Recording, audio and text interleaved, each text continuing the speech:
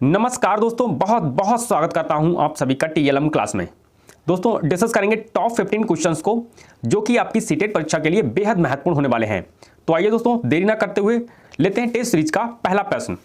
दोस्तों पहला प्रश्न है, प्रभावपूर्णता, व्याख्या, मौलिकता और लचीलापन डैश के संबंधित तत्व हैं। किससे संबंधित तत्व हैं? ऑप्शन ए गुण, ऑप्शन बी सारी चिंतन, ऑप्शन सी त्वरण, ऑप्शन डी प्रतिभा। तो दोस्तों इसका जो राइट आंसर होगा option B is the right answer. जो प्रभावपूर्ण है, प्रभावपूर्ण यानी कि फ्लुएंसी, व्याख्या और मौलिकता यानी ओरिजिनलिटी और लचीलापन यानी कि फ्लेक्सिबिलिटी, ये सारे के सारे गुण किसके हैं? अपसारी चिंतन के हैं। अपसारी चिंतन में दोस्तों क्या होता है, जैसे हमें कुछ फैक्ट दे दिए जाते हैं और उन फैक्ट से हम क्या करते हैं, कुछ नया बनाने की कोशिश करते हैं। जैसे आपके पास कुछ विचार हैं, उन विचारों से आप जब कुछ नया करते हैं तो वो क्या कहलाता है? अपसारी चिंतन कहलाता है। B is the right answer. आइए नेक्स्ट क्वेश्चन को लेते हैं।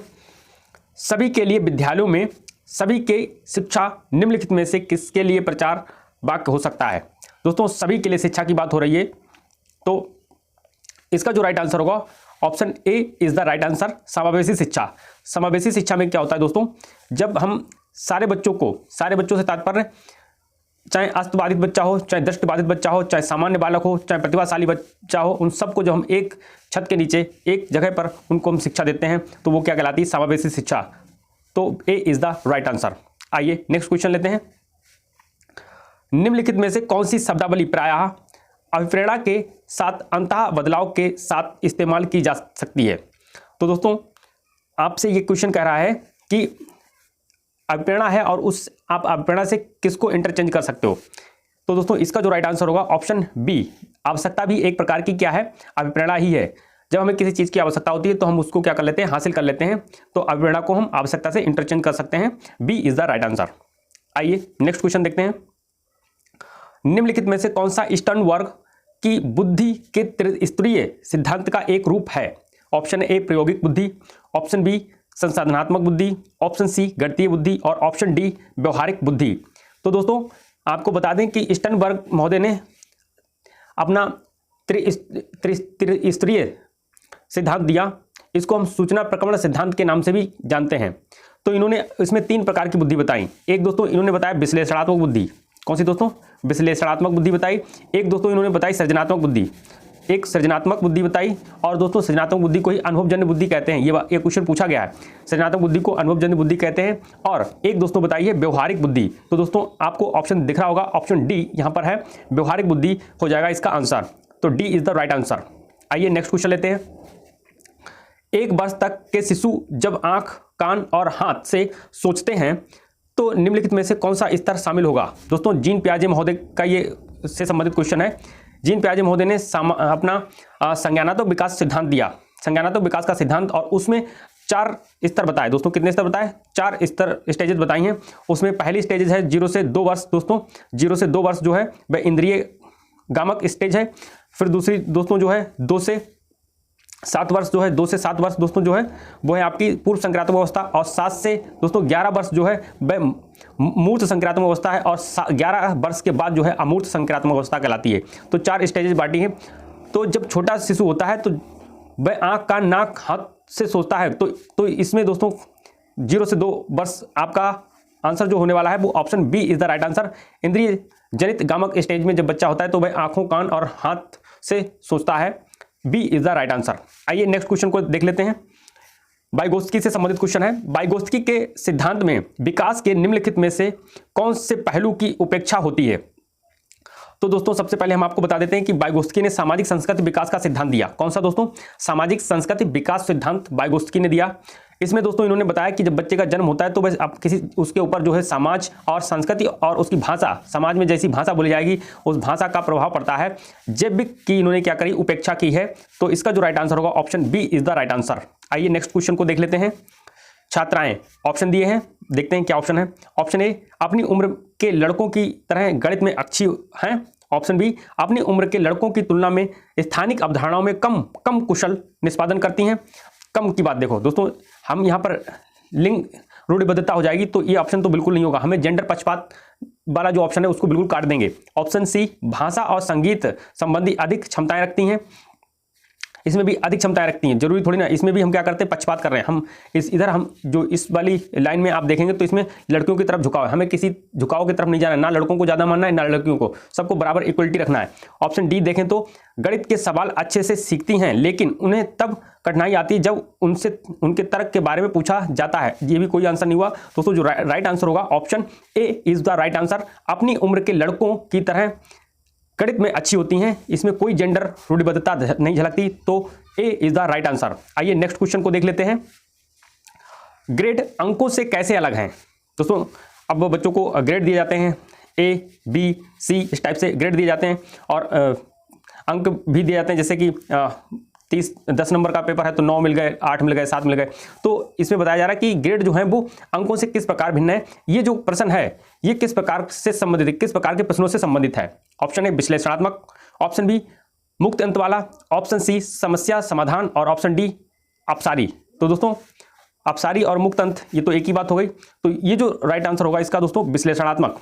विश्लेषणात्मक तर्क क्या होता है, विश्लेषणात्मक विचार क्या होते हैं, आपको समझाते हैं। जैसे आप एक दोस्तों बॉल लेने गए, जब आप उस बॉल को लेते हैं तो आप उसमें देखते हैं कि ये इसकी कितनी मजबूती है, क्या कॉस्ट है, उसमें आप बहुत सारी पॉजिटिविटी देखते हैं कि वो जो बॉल है उसमें पॉजिटिव चीज़ें देखते हैं कि इसमें पॉजिटिव चीज़ें क्या हैं, और इसके बुराई देखते हैं कि इसमें क्या क्या निगेटिविटी है। उन सारी चीज़ों को देख करके जब आप उस बॉल को लेते हैं या नहीं लेते हैं तो वो जो आप वहाँ पर तर्क लगा रहे हैं वो कैसा तर्क है, विश्लेषणात्मक तर्क है। तो यहाँ पर भी दोस्तों क्या है, ग्रेड अंकों से कैसे अलग है, इसमें हम क्या कर रहे हैं, विश्लेषण कर रहे हैं सही और गलत। यानी जब हम बच्चों को ग्रेड देते हैं और बच्चों को जब हम अंक देते हैं तो उनमें हम दोनों में क्या कर रहे हैं, दोनों में हम विश्लेषण कर रहे हैं कि इसकी कुछ पॉजिटिव निगेटिव चीज़ें हैं और यहाँ पर अंकों में भी कुछ पॉजिटिव और निगेटिव चीज़ें हैं। इन दोनों में हम क्या कर पा रहे हैं, दोनों में विश्लेषण कर रहे हैं।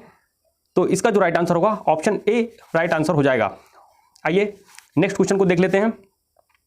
शब्दों में अक्षरों के क्रम को पढ़ने में कठिनाई का अनुभव करना और अक्षर चाक्षुष स्मरण का हास डैश से संबंधित है। तो दोस्तों इसका जो राइट आंसर होगा वो आपको बताना है। Option A dyscalculia, option B dysgraphia, option C dyspraxia और ऑप्शन डी डिसलेक्सिया। तो दोस्तों जब बच्चा होता है, जब बच्चा अक्षरों के क्रम को पढ़ने में कठिनाई अनुभव करता है या वह बी का डी पढ़ता है, न्यूक्लियर का अनक्लियर पढ़ता है, इस टाइप से वह कठिनाई अनुभव कर रहा है, और अक्षर चाक्षु इसमें दोस्तों लिखा है अक्षर चाक्षुष स्मरण का हास होता है, यानी वह देख करके उसको नहीं समझ पा रहा है। तो इसमें कौन सा आपका आंसर होने वाला है? तो दोस्तों इसमें जो राइट आंसर होगा ऑप्शन डी हो जाएगा, डिसकैलकुलिया, डिसलेक्सिया। डिसलेक्सिया में क्या होता है, हम अक्षर को पढ़ नहीं पाते हैं, धारा प्रवाह हमारा धारा प्रवाह एक बच्चा नहीं पढ़ पाता, या उनको अक्षरों को क्रम बदल देता है, क्रम को उल्टा पढ़ देता है, बी का डी पढ़ देता है, इस टाइप से वह गलतियां करता है। तो डिसलेक्सिया इसका राइट आंसर हो जाएगा। वहीं डिसकैलकुलिया की बात करें, जब मैथमेटिक्स में वह गलतियां करता है, मैथमेटिक्स में जब छोटी छोटी गलतियां करता है उसे डिसकैलकुलिया कहते हैं। वहीं डिस्ग्राफिया दोस्तों लेखन से संबंधित है, जब वह लिखने में कुछ समस्या उसको बच्चे को आती है तो वह डिस्ग्राफिया कहलाता है। तो डिस्ग्राफिया लेखन से संबंधित है। आइए दोस्तों देखते हैं नेक्स्ट क्वेश्चन को। रिया कक्षा में पिकनिक तय करने हेतु ऋषभ से सहमत नहीं है। रिया जो है वह ऋषभ से सहमत नहीं है पिकनिक हेतु, और वह सोचती है कि बहुमत के अनुकूल बनाने के लिए नियमों का संशोधन किया जा सकता है। यह सहपाठी विरोध पियाजे के अनुसार निम्नलिखित में से किससे संबंधित है? ऑप्शन ए संज्ञानात्मक अपरिपक्वता, ऑप्शन बी प्रतिक्रिया, ऑप्शन सी सहयोग की नैतिकता, ऑप्शन डी विस्मांग नैतिकता। तो इसका जो राइट आंसर होगा दोस्तों option C is the right answer, सहयोग की नैतिकता। आइए नेक्स्ट क्वेश्चन लेते हैं। वे शिक्षक जो विद्यालय आधारित आकलन के अंतर्गत कार्य करते हैं, विद्यालय आधारित आकलन के अंतर्गत यानी विद्यालय में बच्चा पढ़ता है तो उसी के अंतर्गत क्या करते हैं, वो असेसमेंट यानी इवैल्यूएट करते हैं बच्चे को। तो उसके लिए क्या होगा, ऑप्शन ए उन्हें प्रत्येक शिक्षार्थी को प्रत्येक विषय में परियोजना कार्य देना पड़ता है, ऑप्शन बी शिक्षार्थियों के मूल्यों और अभिवृत्तियों का आकलन करने के लिए रोजाना उनका सूक्ष्म अवलोकन करते हैं, ऑप्शन सी व्यवस्था के लिए स्वामित्व की भावना रखते हैं, ऑप्शन डी उन पर अधिक कार्य का बोझ रहता है क्योंकि उन्हें सोमवार की परीक्षा सहित अक्सर परीक्षा लेनी पड़ती है। तो इसका जो राइट आंसर होने वाला है दोस्त, इसका राइट आंसर हो जाएगा option C is the right answer, व्यवस्था के लिए स्वामित्व की भावना रखते हैं। व्यवस्था बनाने के लिए वो क्या करते हैं, स्वामित्व की भावना रखते हैं।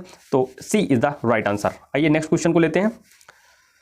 27 एल्बर्ट बंडूरा के सामाजिक अधिगम सिद्धांत के अनुसार निम्नलिखित में से कौन सा सही है? तो दोस्तों इसका जो राइट आंसर होगा भाई option A is the right answer. बच्चों के सीखने के लिए प्रतिरूपण यानी मॉडल एक प्रमुख तरीका होता है। दोस्तों एल्बर्ट बंडूरा महोदय ने मॉडलिंग थ्योरी दी है, मॉडलिंग थ्योरी या प्रतिरूपण सिद्धांत दिया है। इसमें दोस्तों इन्होंने एक बेबी डॉल पर प्रयोग किया था, बेबी डॉल पर। ये भी आपसे पूछा जाता है, बेबी डॉल, बेबी डॉल। तो बेबी डॉल पर इन्होंने प्रयोग किया था और बेबी डॉल पर प्रयोग करने से ही इनके सिद्धांत को दोस्तों क्या कहा जाता है, मॉडलिंग थ्योरी या प्रतिरूपण सिद्धांत, जिसमें एक बच्चा देख करके चीजों को सीखता है। Option A is the right answer. आइए नेक्स्ट क्वेश्चन को देख लेते हैं। जब बच्चे एक अवधारणा को सीखते हैं और उसका प्रयोग करते हैं, किसी कॉन्सेप्ट को सीखा और जब उसका प्रयोग करते हैं तो अभ्यास उनके द्वारा की जाने वाली त्रुटियों को कम करने में मदद करता है। जब बार बार वो अभ्यास करते हैं तो त्रुटियां भी कम होने लगती हैं धीरे धीरे। यह विचार डैश के द्वारा दिया गया था। तो दोस्तों यह विचार जो दिया गया था, option D is the right answer, E.L. Thorndike. E.L. Thorndike ने दोस्तों अभ्यास का नियम दिया था। तो D is the right answer. आइए नेक्स्ट एंड क्वेश्चन देखते हैं। सिद्धांत चित्र डैश के द्वारा नवीन अवधारणाओं की समझ बढ़ाते हैं। जो चित्र होते हैं वह नवीन अवधारणाओं की समझ बढ़ाते हैं, किस प्रकार? तो इसका जो राइट आंसर आपको बताना है, ऑप्शन ए विशिष्ट विवरण पर एकाग्रता केंद्रित करने, ऑप्शन बी अध्ययन के लिए शैक्षणिक विषय वस्तु की प्राथमिकता तय करने, ऑप्शन सी तर्कपूर्ण ढंग से सूचनाओं को व्यवस्थित करने की योग्यता को बढ़ाने, ऑप्शन डी विषय क्षेत्रों के बीच ज्ञान के स्थानांतरण। तो दोस्तों इसका जो राइट आंसर होगा, इसका जो राइट आंसर होने वाला है, option C is the right answer. सिद्धांत चित्र तर्कपूर्ण ढंग से सूचनाओं को व्यवस्थित करने की योग्यता बढ़ाते हैं। जहां पर तर्क होता है दोस्तों वह क्या होगा, आपका पॉजिटिव आंसर होता है। Option C is the right answer. आइए नेक्स्ट एंड लास्ट क्वेश्चन को देख लेते हैं।